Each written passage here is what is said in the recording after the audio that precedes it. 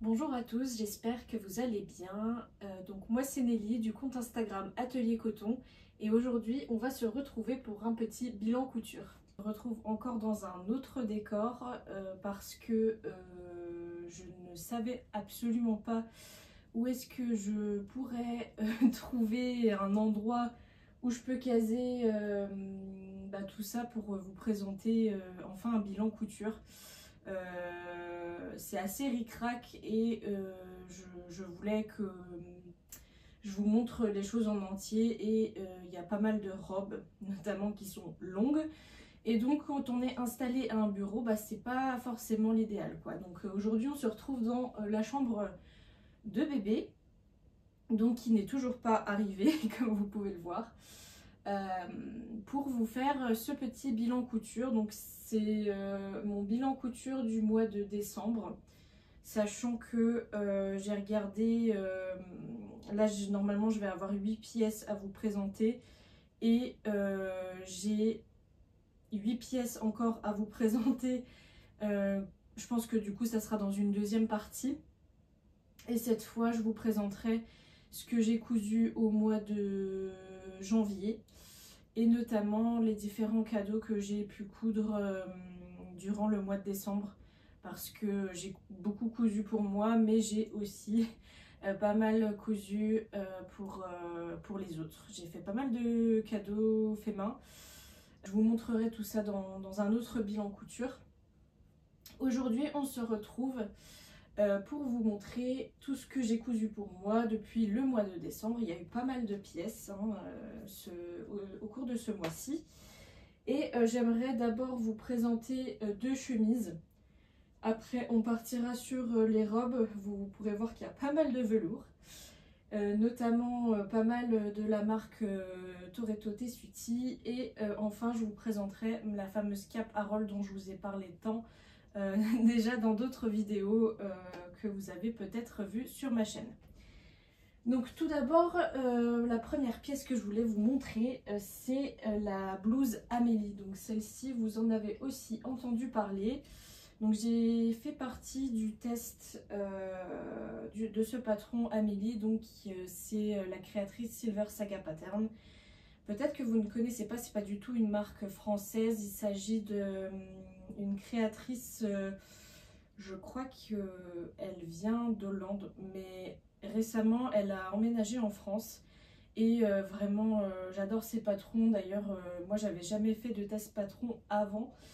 Et c'était un de mes tout premiers tests patrons que j'avais réalisé. Je venais tout juste de tomber enceinte au mois d'avril et elle avait lancé sa robe sleeveless Eleonora et j'avais déjà fait du coup un premier test patron chez elle et quand j'ai vu qu'elle mettait cette blouse à tester, je me suis dit franchement j'aimerais vraiment la tester, à la fois parce que je savais que je pourrais la porter maintenant mais aussi que je pourrais la porter après quand bébé sera là, du fait que c'est quand même pratique d'avoir une chemise si on allait, etc.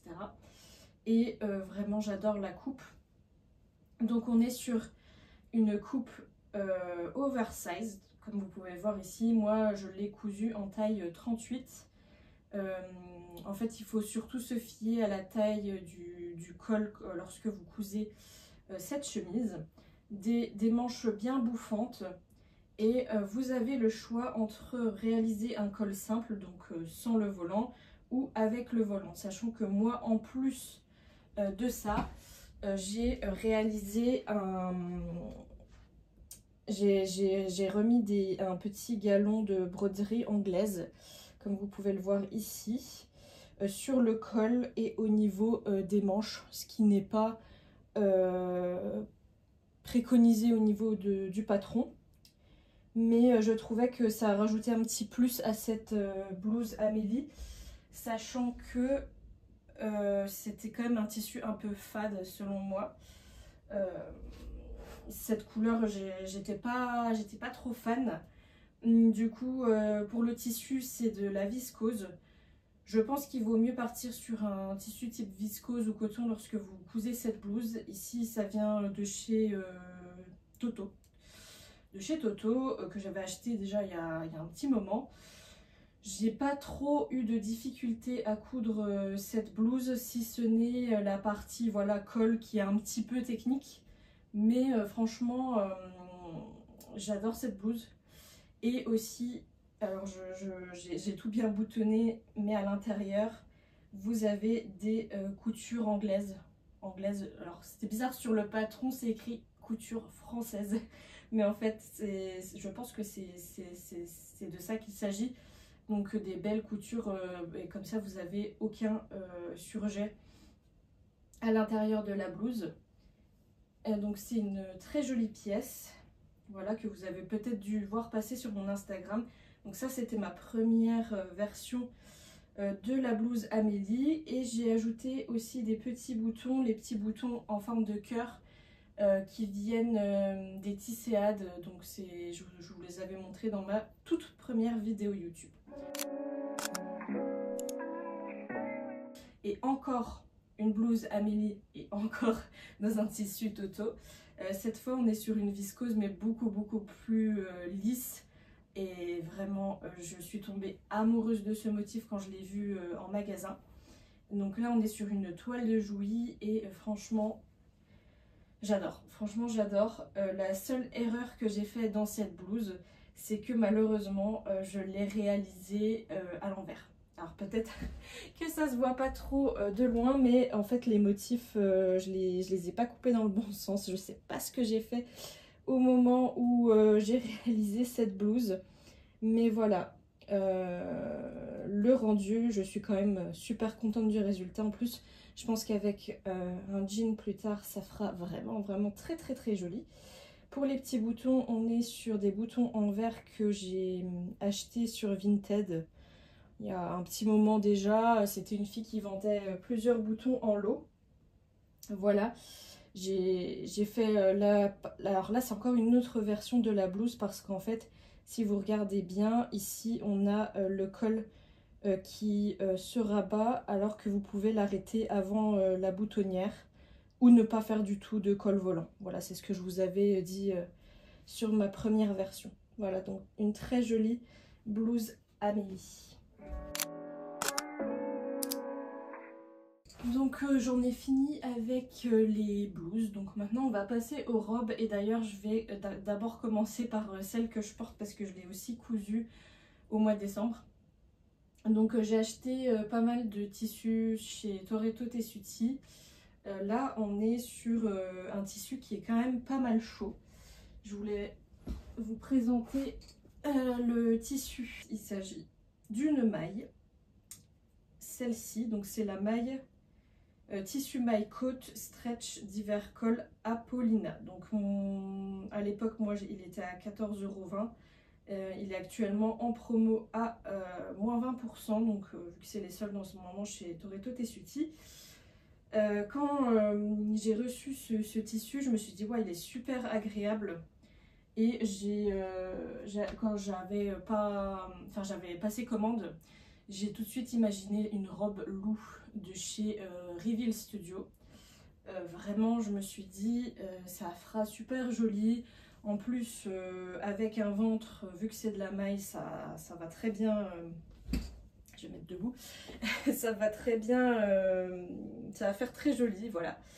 Donc je suis plutôt contente du résultat, même si sur le coup, quand je l'ai cousu, je me suis dit, ça fait vraiment patate. Parce que si vous regardez bien, en fait, le stretch n'est pas dans le sens vertical, mais dans le sens horizontal. Donc j'ai dû malheureusement réaliser la robe dans ce sens. Donc voilà, seul petit bémol entre guillemets de cette robe. Donc moi, avec mon ventre, j'ai réalisé la taille 38, me semble-t-il, de chez Relief Studio. Je crois que c'est ça la marque de patron. Bon, de toute façon, au cas où, je vous remettrai la description du patron juste en dessous. Et donc là, j'ai réalisé la robe entièrement à la surjeteuse.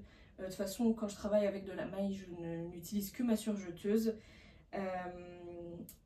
Et j'ai réalisé les ourlets avec une méthode que j'utilise depuis maintenant 2-3 mois, que je trouve super pratique. C'est d'utiliser un ourlet thermocollant. Sauf que En fait là je me suis déjà rendu compte sur une autre robe là que après quelques lavages, le thermocollant en fait, bon ça dépend des tissus, des fois ça va, des fois non, mais si le tissu ne suffit qu'il soit un petit peu lisse, un peu plus extensible, un peu moins dur entre guillemets, et ben ça casse l'ourlet thermocollant. Bon, typiquement voilà, là j'ai fait un ourlet thermocollant et je me rends compte qu'il est complètement défait. Donc là je vous déconseille vivement de faire ce type de ourlet sur cette maille. Donc il va falloir que je me fasse un vrai ourlet avec ma machine à coudre. Bon, c'est comme ça, c'est pas grave. Et qu'est-ce que je voulais dire? Ah oui, seul point technique, parce que sinon la robe est quand même assez simple à coudre, c'est que vous devez utiliser la méthode fourreau pour réaliser cette partie haute du patron. Et malheureusement, c'est très mal expliqué dans le patron. Et en fait, quand je l'ai cousu, j'ai rien compris. J'ai essayé de faire comme c'était sur les schémas, mais ça n'aboutissait pas. Donc au final, malheureusement, j'ai le surjet qui est visible. Mais normalement, le surjet n'est pas visible à l'intérieur de la robe. Donc il faut utiliser la méthode fourreau. Malheureusement, j'avais vraiment pas la foi de refaire la robe, donc je me suis dit je vais la laisser comme ça, c'est pas grave. C'est très bien comme ça. La seconde robe à vous présenter, donc ça c'est une robe Mayaline que vous avez déjà vu passer d'ailleurs sur ma vidéo de présentation de mon atelier que j'avais déjà réalisé en bleu. D'ailleurs elle avait beaucoup plu, avec le blond ça fait toujours très joli le bleu. Et quand j'étais allée au Tisséade, j'avais acheté cette maille, je ne sais plus chez qui, mais de toute façon je vous la déconseille énormément parce que ça bouloche énormément. Alors super agréable, hein. La maille est hyper confortable, etc. Mais alors ça bouloche à mort. Je sais pas trop pourquoi, parce qu'on dirait pas trop que ce tissu est de mauvaise qualité. Mais là, je sais pas. Donc la robe est très jolie, j'adore la porter. Pareil, je l'ai réalisée en taille 38.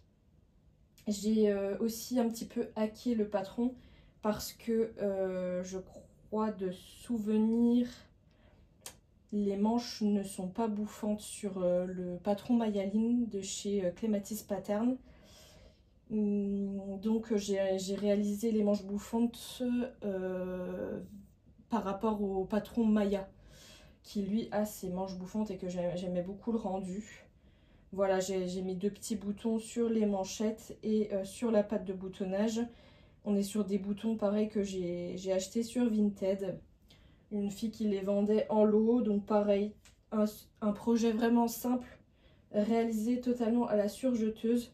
Il y a juste le point technique entre guillemets, c'est la patte de boutonnage, mais franchement sinon rien de plus compliqué.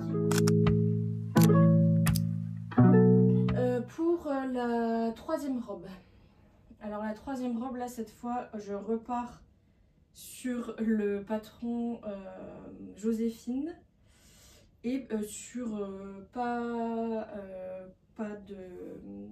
la marque Toto Solde, enfin Toto pardon. Alors ça c'est du jersey tubulaire que j'avais acheté en chute, donc je savais pas trop encore ce que je voulais réaliser dedans, mais j'avais acheté pas mal de jerseys chez Toto, vous savez les tissus au kilo, et j'avais acheté du coup ce rouge et je me suis dit vraiment il faut vraiment que je me réalise une robe de Noël dedans.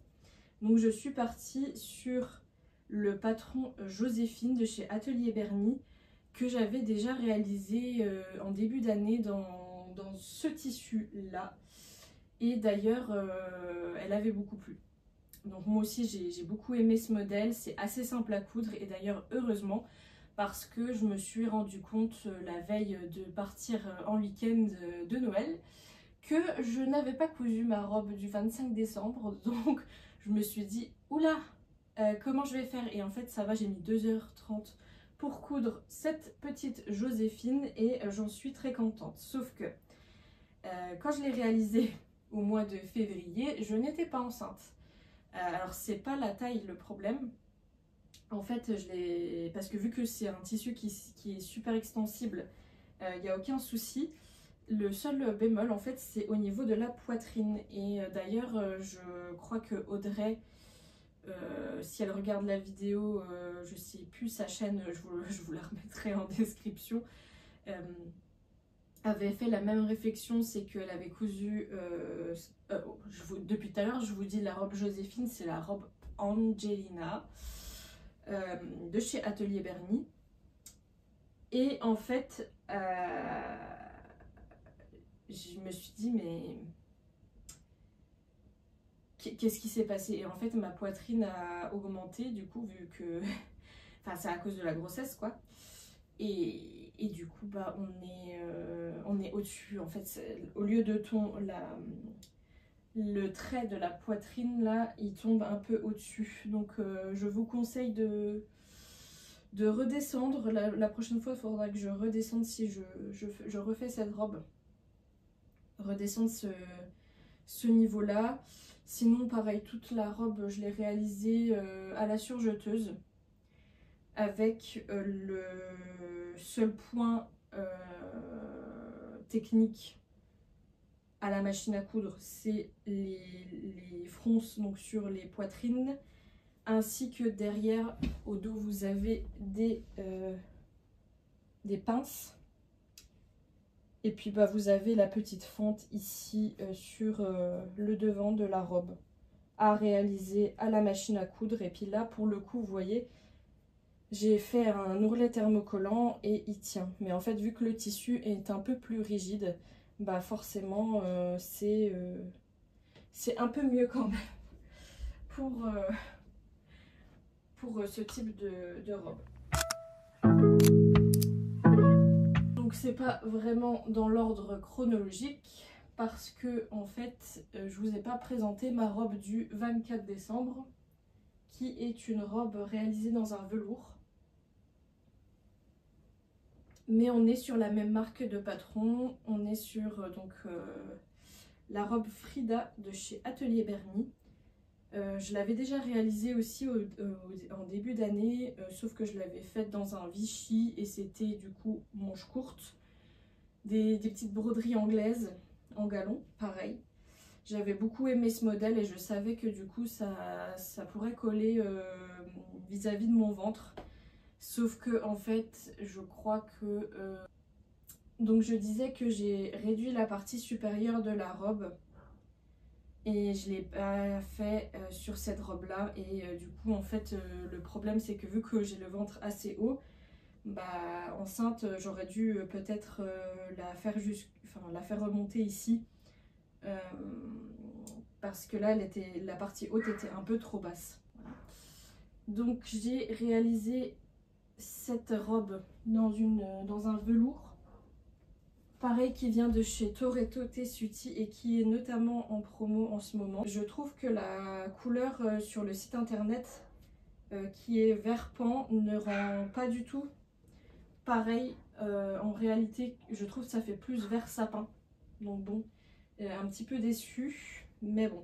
Donc il s'agit du tissu velours lisse qui était à 17,80 € le mètre et qui est actuellement à 14,20 € sur Toretto Tessuti. Donc une robe que j'ai décorée avec des chutes de tissu de velours. C'est une panne de velours que j'avais acheté chez les Coupons de Saint-Pierre.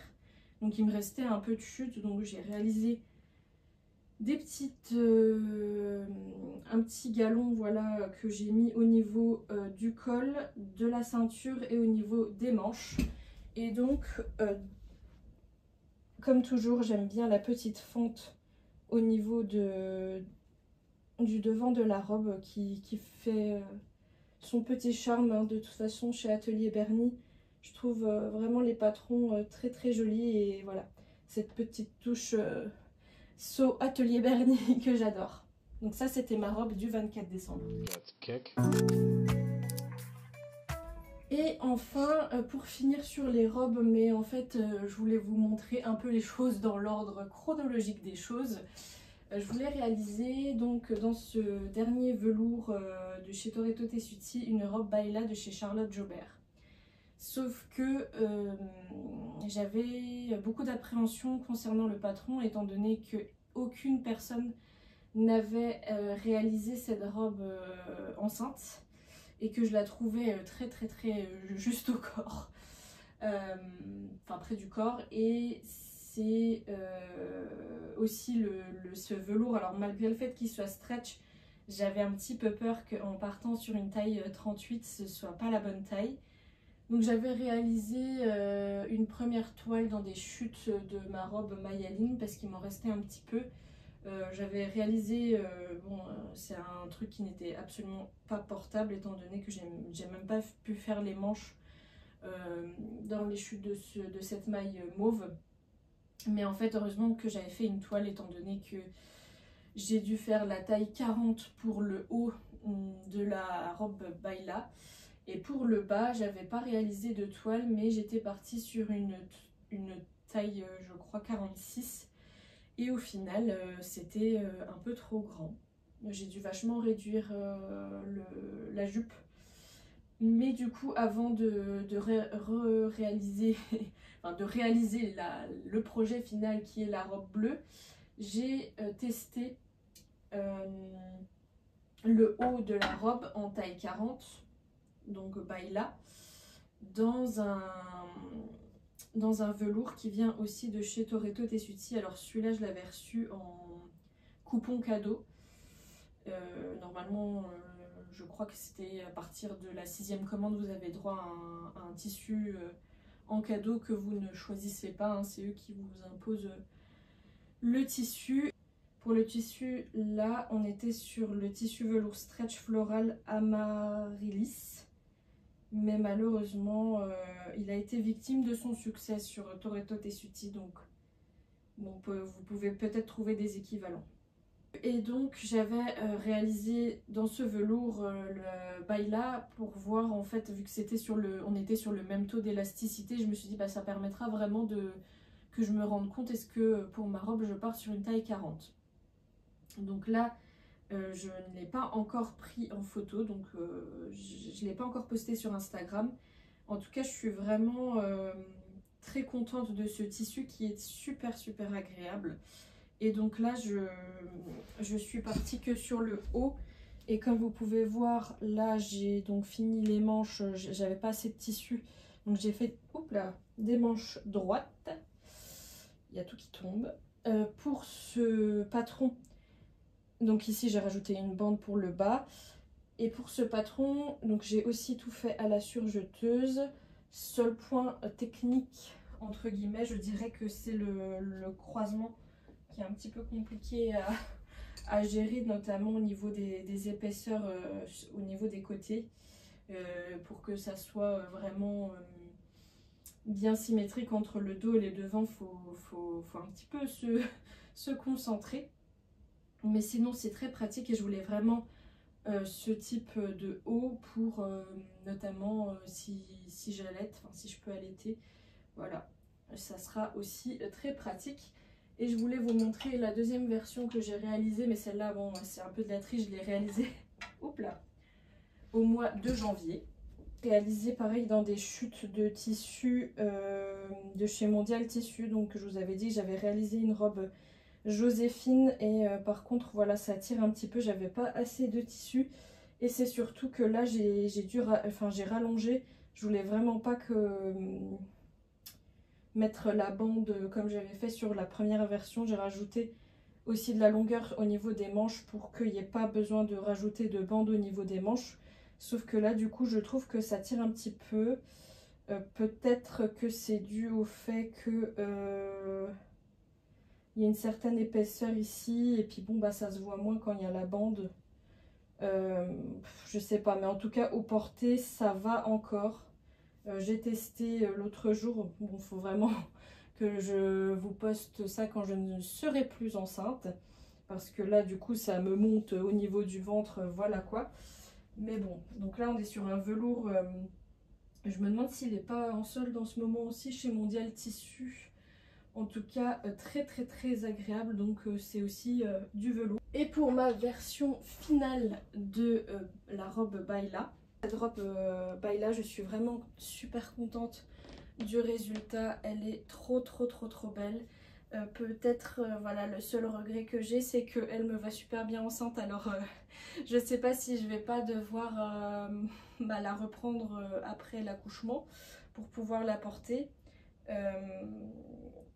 Parce que du coup, comme je vous ai dit, le haut je l'ai réalisé en taille 40 et le bas je sais pas trop, je pourrais pas vous dire. À mon avis, je pense qu'une taille 40 aurait été largement suffisante. En tout cas, bon, peut-être j'aurais pas besoin de reprendre. À mon avis, il y aura légèrement des plis si j'arrive à récupérer mon poids d'avant grossesse. Mais en tout cas, je vous conseille quand même de faire une toile lorsque vous réalisez cette robe, parce que j'ai vraiment pas l'habitude de mettre du taille 40 et là j'ai dû réaliser la taille 40. Donc pareil, sur le devant on a une petite fente, voilà, c'est la seule chose entre guillemets, enfin avec notamment les fronces au niveau des manches, parce que là cette fois je suis partie sur une version manche bouffante. C'est les deux seuls points que vous faites à la machine à coudre. Tout le reste, je l'ai réalisé à la surjeteuse. Et ça, c'était ma robe du 31 décembre, donc de la Saint-Sylvestre, que nous avons passée à deux à la maison. Mais j'avais vraiment envie de me faire cette robe Baila. Et cette fois, on est sur donc le tissu velours stretch de chez Toretto Tessuti. Alors celui-là aussi, de souvenir. Il est actuellement en promo. Oui, donc il est actuellement à 1,20 € au lieu de 1,50 € les 10 cm. Donc 12 € au lieu de 15 € le mètre. Et moi je l'ai pris en coloris bleu roi. J'adore cette couleur, c'est vraiment super joli je trouve. Et pour finir, je voulais vous parler de la cape Harold. Donc celle-ci, vous l'avez vu passer aussi si vous me suivez sur Instagram. Hop. Ça fait un moment que j'avais ce tartan dans mon placard à tissu. Donc j'avais 3 mètres, vous devinez de chez qui, les coupons de Saint-Pierre. Donc ce qui est vraiment super avec ce lainage, c'est que je vais réussir à ouvrir la boucle. Il s'agit d'un lainage double face de chez les coupons de Saint-Pierre. Donc à la fois c'est cool, à la fois je me suis dit oh là là, j'ai vraiment pas envie de gâcher le fait que, enfin j'avais pas envie de doubler la cape Harold de ce fait. Alors que normalement le patron est doublé, et donc il m'a pris pas mal de temps à coudre parce que j'ai dû faire, comme vous pouvez le voir, des ganses tout autour, d'ailleurs il y a encore des fils, tout autour de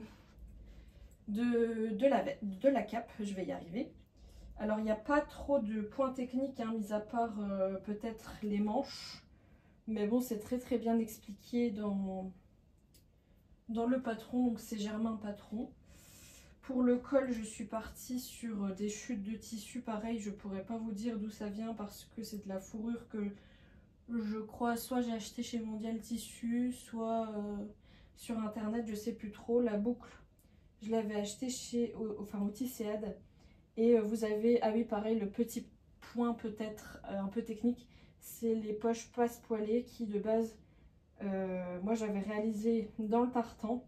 Et en fait, je voulais vraiment faire des beaux raccords et j'ai complètement laissé tomber car j'y arrivais pas. J'ai essayé de suivre le tuto de Louise Mju, mais j'ai pas réussi. J'ai essayé mais en vain, je n'ai pas réussi. Au niveau des poches passe-poilées, moi je me suis dit c'est bon, je me complique pas la vie. Je vais utiliser la même chose que sur le col et en plus, du coup j'ai doublé les poches avec de la fourrure pour avoir bien chaud. Et du coup j'ai aussi réalisé un petit béret qui va avec la cape. Et franchement je la trouve superbe. Bon, le seul petit bémol c'est que bah, ça fait un petit peu mère Noël, donc forcément quand je sors dehors bah, tout le monde me regarde.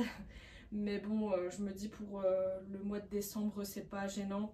Et puis je pense que si on porte une pièce en jean en dessous ça fait peut-être un peu moins mère Noël.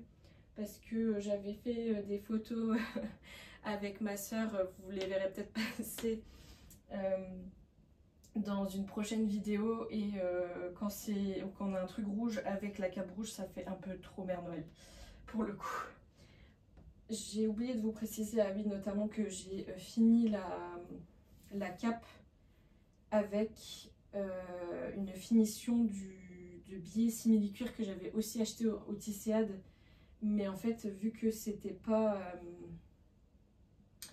le biais, il n'était pas assez grand en fait. Il n'était pas assez large. En fait, ce que moi j'ai réalisé, c'est que j'ai cousu un biais et un autre biais de l'autre côté de la cape. Et que j'ai assemblé ensemble au bout de ma cape Harold. Et bien évidemment, j'en avais pas assez pour en mettre à l'intérieur. Donc à l'intérieur, je suis partie sur un simple biais en coton noir. Cette fois-ci, le bilan couture touche à sa fin. Donc j'espère que la vidéo ne sera pas trop longue, mais si je commençais à vous présenter tout ce que j'ai cousu au mois de décembre, là je pense que ça aurait été vraiment très long.